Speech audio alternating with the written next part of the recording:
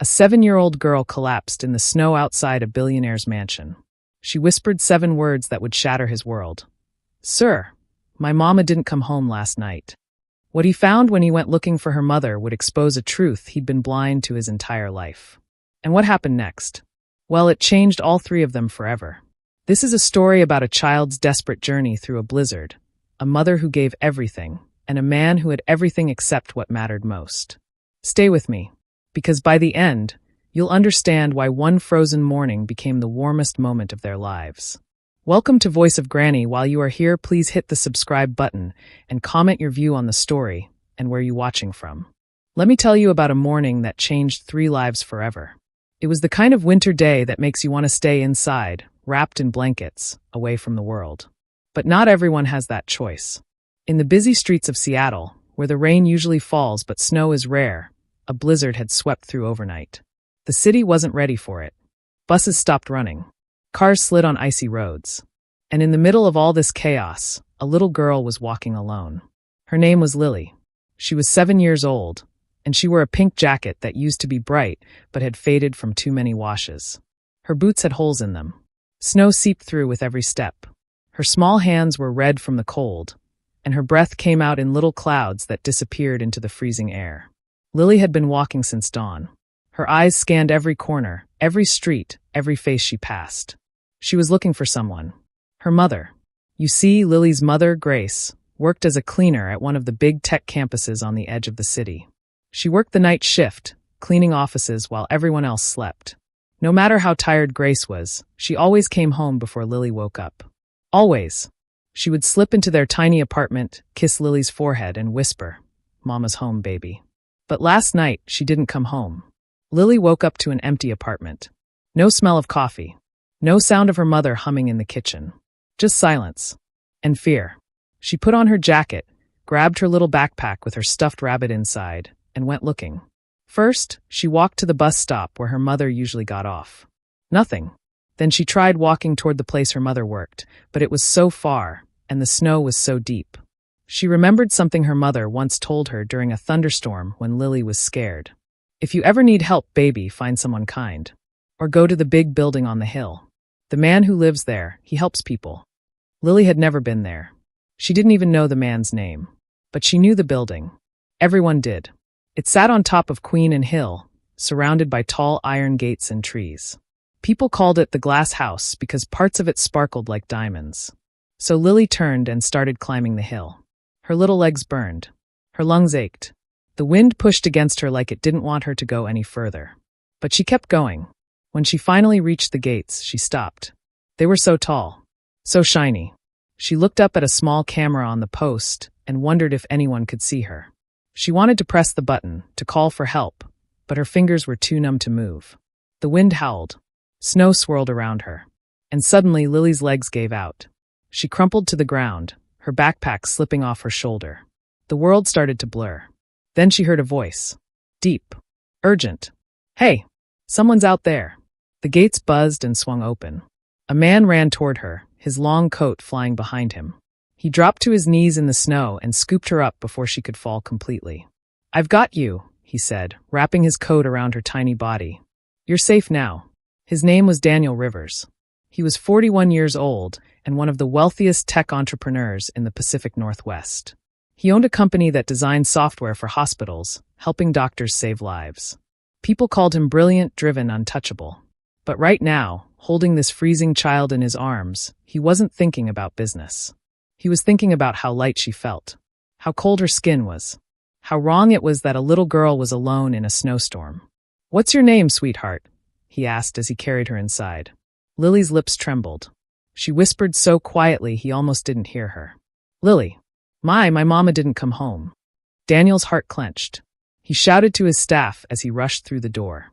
"Get the heater on. Bring blankets. Call a doctor." Inside, the house was warm. A fire roared in the stone fireplace. Daniel laid Lily gently on the soft couch and wrapped her in thick blankets. Her little fingers clutched her stuffed rabbit. One of the housekeepers brought hot chocolate. Daniel knelt beside Lily and held the cup steady while she took small sips. "Can you tell me your mama's name?" he asked softly. "Grace," Lily whispered. "Grace Bennett." "And where does she work?" At the big place with computers. She cleans the floors at night. She always comes home.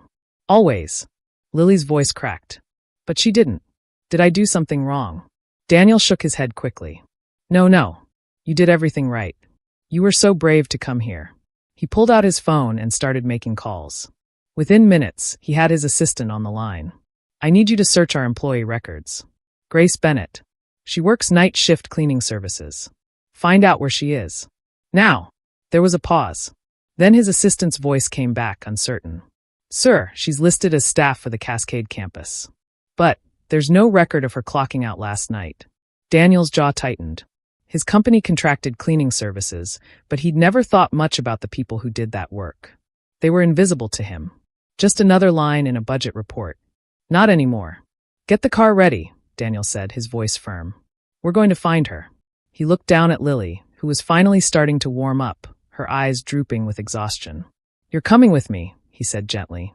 Let's go find your mama. And in that moment, something shifted. This wasn't just a rescue anymore. This was the beginning of something neither of them could have imagined. The drive through the snow-covered streets felt like moving through a dream. Or maybe a nightmare. Daniel sat in the back of his black SUV, and beside him, wrapped in a blanket that was too big for her, was Lily. She held her stuffed rabbit close and stared out the window, watching the white world pass by.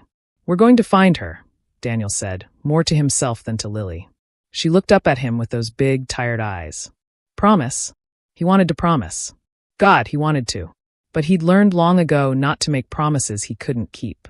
So instead, he said, I'm going to try my hardest. That seemed to be enough for her. She nodded and leaned her head against the seat. Daniel's mind raced. Grace Bennett. A woman he'd never met. A woman who worked in his buildings, who cleaned his offices, who made sure everything was spotless before anyone arrived in the morning. And he'd never even known her name. How many others were there like her? How many people did he pass every day without seeing? When they arrived at the Cascade campus, Daniel's chest tightened.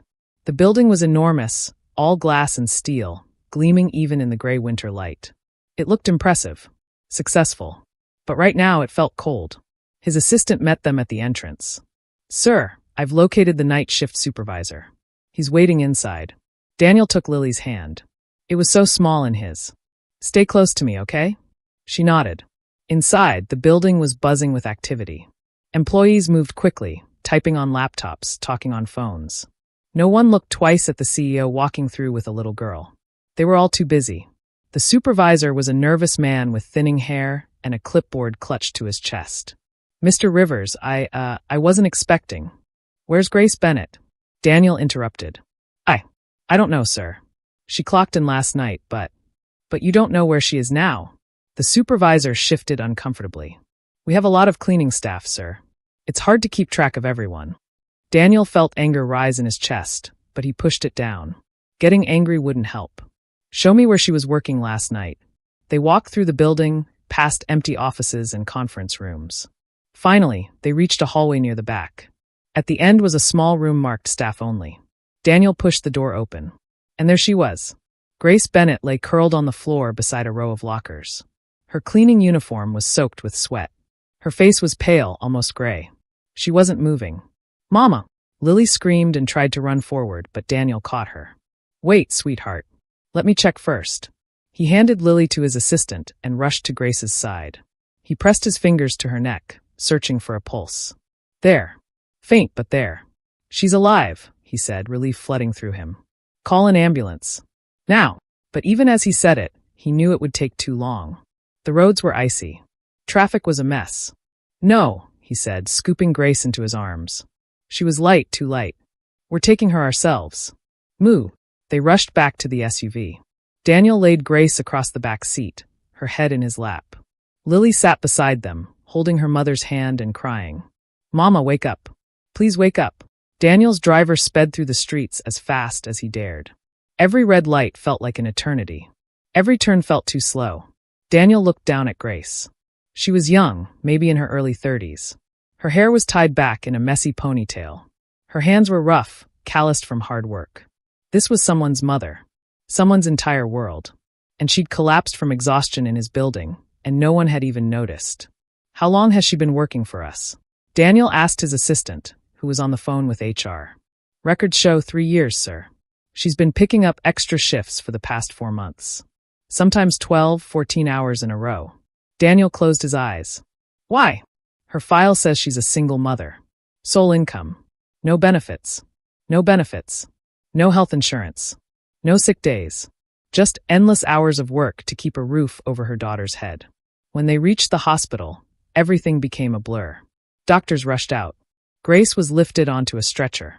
Machines beeped. Voices called out medical terms Daniel didn't understand. He stood in the hallway, holding Lily's hand, feeling helpless. A doctor came out an hour later. She looked tired but calm. She's stable, the doctor said. But it was close. Severe dehydration, exhaustion, low blood sugar. Her body just gave out. Another hour and we might have been looking at organ failure. Daniel felt sick. Will she be okay? With rest and proper care, yes. But she needs to stop working like this. Her body can't take it. Lily tugged on Daniel's sleeve. Can I see her? The doctor nodded. She's sleeping, but yes. Come with me. They walked into a quiet room where Grace lay in a hospital bed, hooked up to IVs and monitors. She looked peaceful now, but so fragile. Lily climbed onto the chair beside the bed and held her mother's hand. I found you, Mama, she whispered. I found you. Daniel stood at the foot of the bed, watching them. Mother and daughter. Together again. And he made a decision right then and there. This would never happen again. Not in his company. Not to anyone. He pulled out his phone and started typing an email to his entire leadership team. Effective immediately, we're changing everything. Because some things mattered more than profit margins. Some things mattered more than efficiency reports. People mattered. Mothers mattered. Little girls who walked through snowstorms mattered. And it was time he started acting like it. Grace woke to the sound of beeping. Steady, rhythmic beeping. Her eyes fluttered open, and for a moment, she didn't know where she was. White walls. Bright lights. The smell of antiseptic. Then she saw Lily. Her daughter was curled up in a chair beside the bed, fast asleep, still clutching that old stuffed rabbit. And sitting in another chair across the room was a man she'd never seen before. Tall, with dark hair touched with gray at the temples, wearing an expensive sweater and jeans. Grace tried to sit up, panic flooding through her. Lily. She's safe, the man said quickly, standing up. She's right here. You're both safe. Grace's head spun. Where am I? Seattle General. You collapsed at work. You've been unconscious for about 6 hours. Work.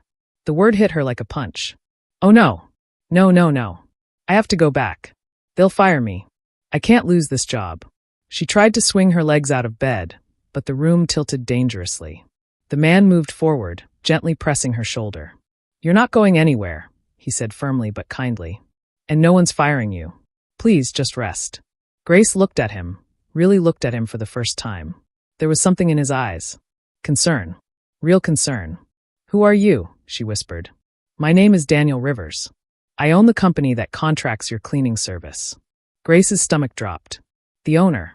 She was talking to the owner. I'm so sorry, sir. I didn't mean to cause trouble. I've been trying to pick up extra shifts because they cut my hours last month, and rent was due, and Lily needed new shoes, and... Her voice broke. Tears spilled down her cheeks. I'm a single mom. I can't afford to lose any work. I was so tired. I thought I could push through one more night. Daniel pulled his chair closer to the bed. When he spoke, his voice was quiet. How long have you been working like this? For months. Sometimes 70, 80 hours a week. With no breaks. Grace laughed bitterly. Breaks are for people with benefits, sir. I'm contracted. No benefits. No sick days. I get paid by the hour, so if I stop, I don't eat. Lily doesn't eat. Daniel was quiet for a long moment. Then he said something that surprised her. I'm sorry. Grace blinked. What? I'm sorry. This is my company. These are my buildings. And I had no idea people were working themselves to death just to survive. That's on me. It's not your fault. Yes, it is, Daniel said, his voice stronger now. I built a company that was so focused on efficiency and profit that I forgot about the people who made it all possible. People like you. He stood up and walked to the window, looking out at the snowy city. Your daughter walked 3 miles through a blizzard this morning looking for you. Did you know that? Grace's hand flew to her mouth. Oh my God. Lily. She's okay. She made it to my house. That's how I found out about you. Grace looked over at her sleeping daughter. Lily's face was peaceful now, but Grace could see the exhaustion in the dark circles under her eyes. Her brave, beautiful baby girl. I don't know what to say, Grace whispered. Daniel turned back to her. You don't have to say anything. But I want you to listen. Things are going to change. I'm already making calls. New policies. Better pay for contract workers. Health benefits. Limits on consecutive hours. No one should have to choose between their health and feeding their child. Grace stared at him, afraid to believe it. Why would you do that? Because it's the right thing to do. And because. He paused, looking at Lily. Because that little girl reminded me what actually matters in life. Not quarterly reports. Not stock prices. People. Families. Over the next few days, things moved faster than Grace could process. She was told to rest, to recover. The hospital bills? Covered. Her apartment rent? Paid for the next 3 months. And then came the offer. Daniel's assistant visited her hospital room with a folder. Inside was a job offer. Not as a cleaner. As an administrative assistant at the main office. Better hours. Triple the pay. Full benefits. This has to be a mistake, Grace said, staring at the papers. No mistake, the assistant said with a smile. Mr. Rivers was very specific about this. When Grace was finally discharged, Daniel himself came to pick them up. He drove them home to their small apartment in the Georgetown neighborhood. It wasn't much, 2 rooms, peeling paint, a radiator that clanked, but it was theirs. This is where we live, Lily said proudly, taking Daniel's hand and leading him inside. Want to see my drawings? Daniel smiled. I'd love to. While Lily showed him her artwork stuck to the refrigerator with magnets, Grace made tea with trembling hands. This man, this wealthy, powerful man, was sitting on her worn-out couch, genuinely admiring her daughter's crayon drawings. This one's really good, Daniel said, pointing to a picture of a rainbow. You're quite the artist. Lily beamed. Mama says I can be anything I want when I grow up. Your mama's right. Grace brought the tea over and sat down. For a moment, they were quiet, just the 3 of them in that small apartment with its cracked ceiling and drafty windows. Why are you really doing all this? Grace asked softly. People like you don't usually notice people like me. Daniel set down his cup. You want the honest truth? I was lonely. I had everything, money, success, a big empty house on a hill. But I didn't have connection. I didn't have purpose beyond the next deal, the next product launch.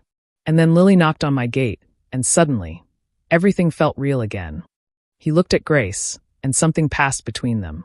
Understanding, maybe. Or recognition. You 2 reminded me what life is actually supposed to be about. Outside, the snow had started falling again. But inside that small apartment, something warm was beginning to grow. Over the following weeks, something unexpected happened. Grace started her new job at the downtown office, and with Lily in a good after-school program nearby, life began to find a rhythm. A better rhythm than Grace had known in years. But the most surprising thing? Daniel didn't disappear after his good deed was done. He showed up. Often. At first, it was professional. He'd check in on how Grace was adjusting to her new role. She worked in the operations department now, coordinating schedules and managing communications. She was good at it. Really good. Years of juggling multiple cleaning shifts had made her incredibly organized. You have a gift for this, her supervisor told her one day. Have you thought about management training?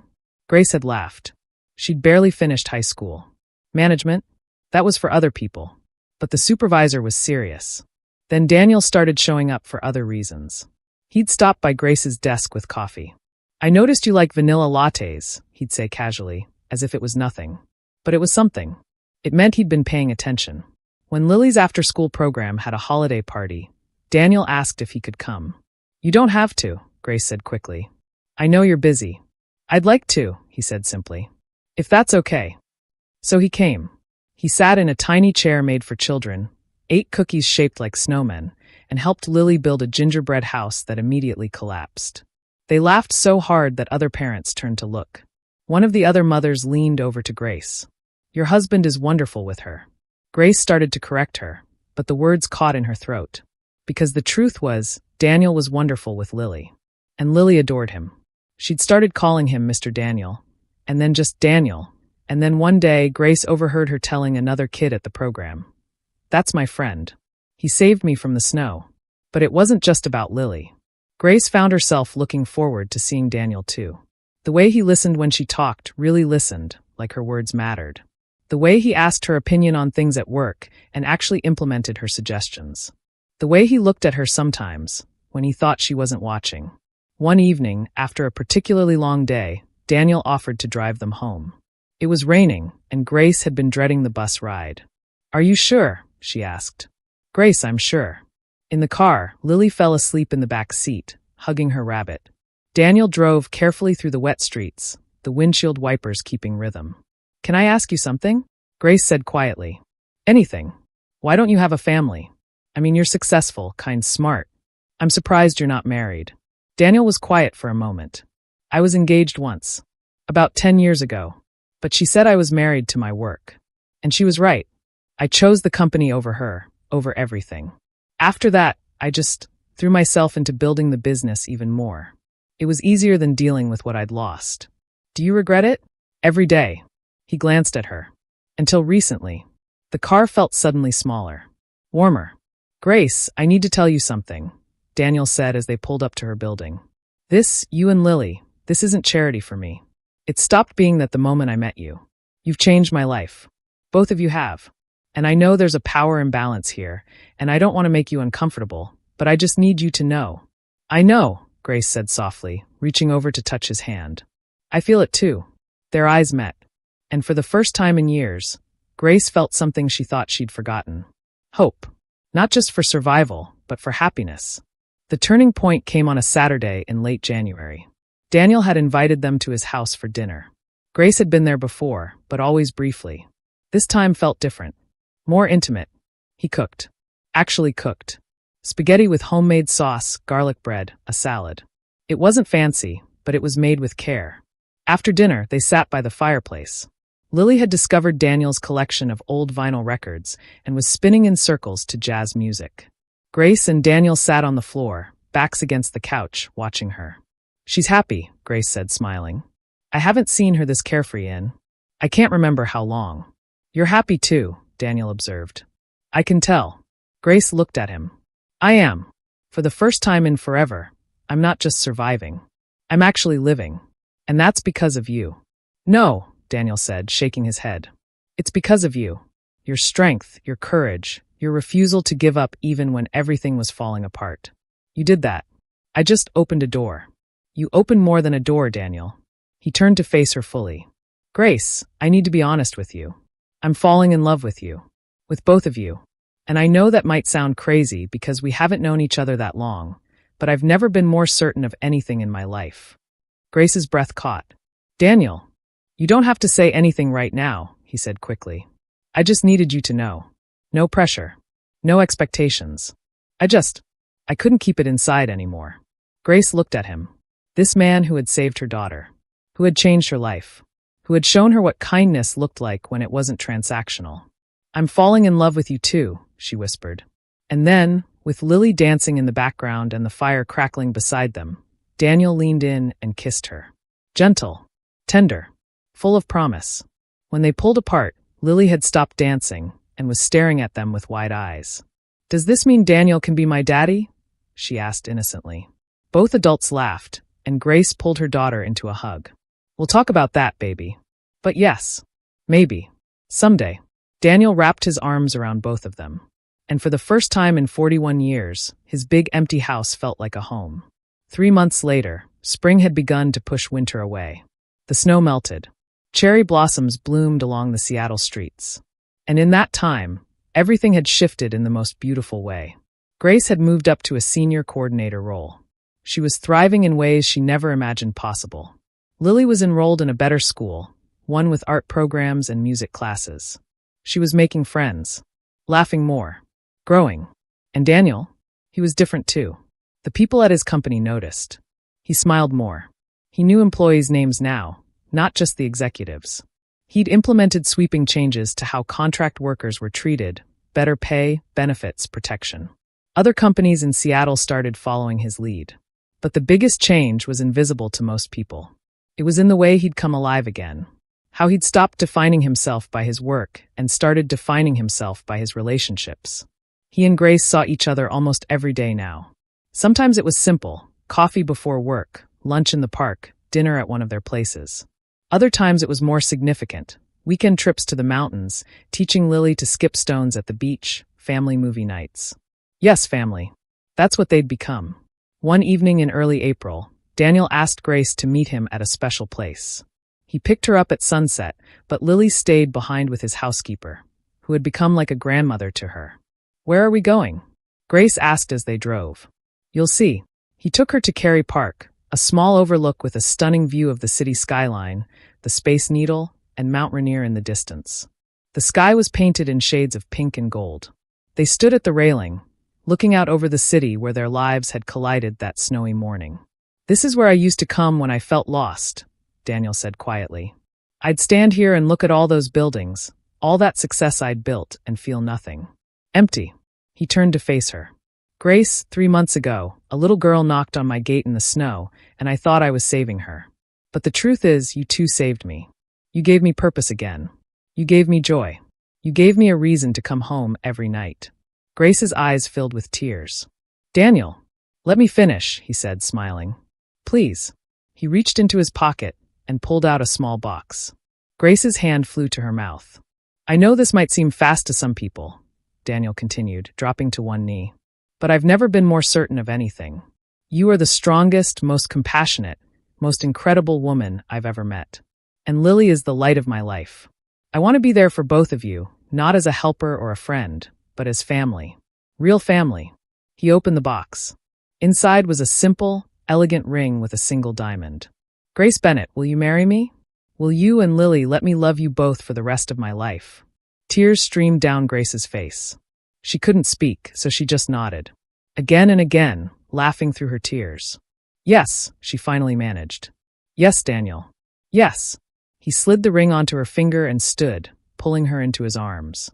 They held each other as the sun dipped below the horizon, painting the world in soft twilight.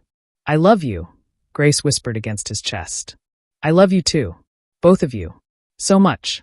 When they returned to Daniel's house, Lily was waiting in the living room, bouncing with barely contained excitement. "Did you ask her?" she demanded the moment they walked in. "Did she say yes?" Grace laughed. "You knew. Daniel told me last week."